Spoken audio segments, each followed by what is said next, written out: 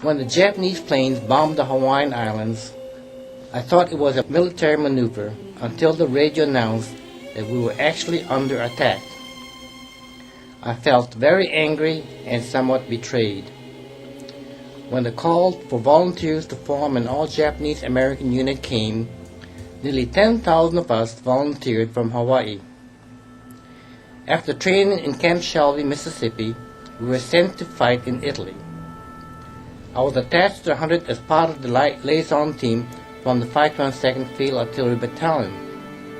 Besides our unit, the 442nd Combat Team consists of one regiment of infantry and a company of combat engineers. Our first combat was in June 1944 near the town of Sorveto, Italy. We fought our way all the way to the city of Florence and Pisa.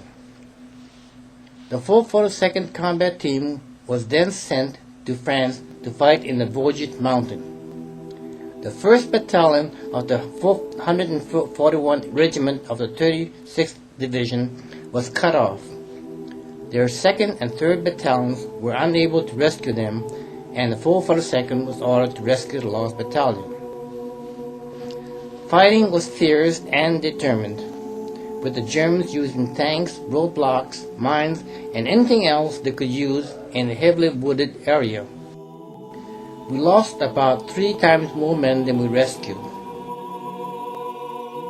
The 442nd Combat Team received the Distinguished Unit Citation for the rescue, 3,915 awards, and 10 unit awards, including 7 Distinguished Unit Citations for combat during the war.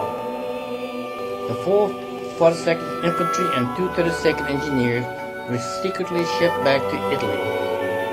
They were used to penetrate the Gothic Line, which had repelled the advance of the entire Fifth Army for months. The plan was to climb a steep 2,500-foot cliff in total darkness. The effort was so successful that it started the collapse of the Gothic Line. Meanwhile, the 522nd Field Artillery Battalion was in Germany in support of many different units.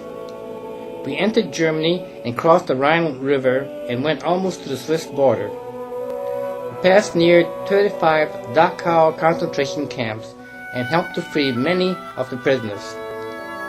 This was a sight I will never forget. People in striped clothes looking like living skeletons and walking around like zombies. It was hard to believe that one group of humans could do such terrible things to other humans.